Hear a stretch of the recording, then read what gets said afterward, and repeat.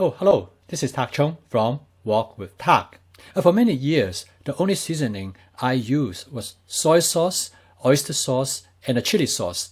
They gave my food a characteristic taste. I did not explore the use of other seasonings such as herbs and spice until I got myself a masala dabba. Please see my video on the use of a masala dabba.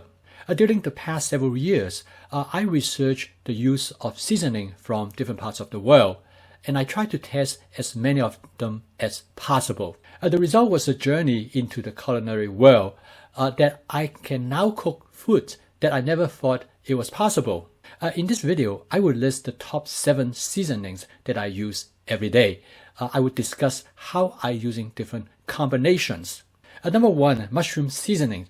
Before I use this, I used to use chicken bouillon to increase the savory of my dish. I stopped using chicken bouillon because it contained significant amount of salt. Also, I did not like its taste. I then discovered mushroom seasoning, which is a product of Singapore. I also like it because it contained only a small amount of salt. It became one of my basic seasonings.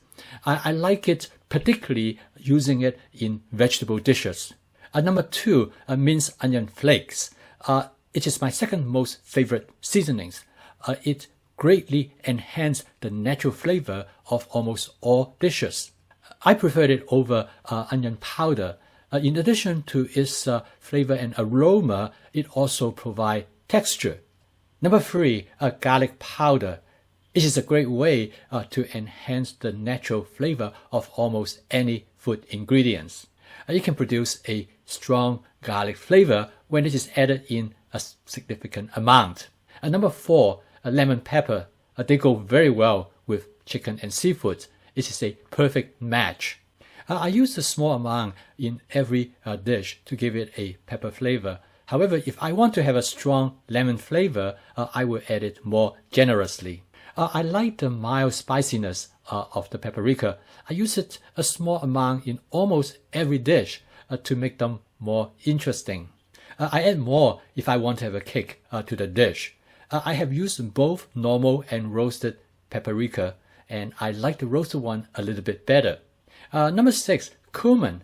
I also use cumin in almost every dish, but I use in such a small amount, I probably would not able to detect it if I do not know I have added to it. It makes the flavor of most dish interesting, particularly in the case of a vegetable dish. Number 7, ginger powder. This is another one of those seasonings that I only use in a small amount carefully. It can take over a dish very quickly. However, if I want to make a ginger honey chicken, then I will put a significant amount. I keep this 7 seasoning in a masala dabba, which I call it my basic seasoning set. I dispense my seasonings directly from the masala dabba. Since each bowl of the masala dabba comes with its own spoon, it is really convenient. This approach is great for experimenting with different combinations of this seasoning set. Occasionally, I will dispense the seasonings in a separate bowl when I want to work out a particular recipe. In addition to these dry seasonings, I also use sauces in my cooking. Please see my video of the top 10 sauces that I used. When combining them together, now I have a wide selection of different seasonings that I could use to shape the flavor of my food. I would like to use this video as a reference point for you when I discuss about seasoning in my future videos. If you would like to follow along in those cooking videos, I would recommend you to set up a masala dabba with this basic seasoning set. Thank you for watching. Please subscribe to my YouTube channel if you would like to receive notifications of my future video postings. See you next time.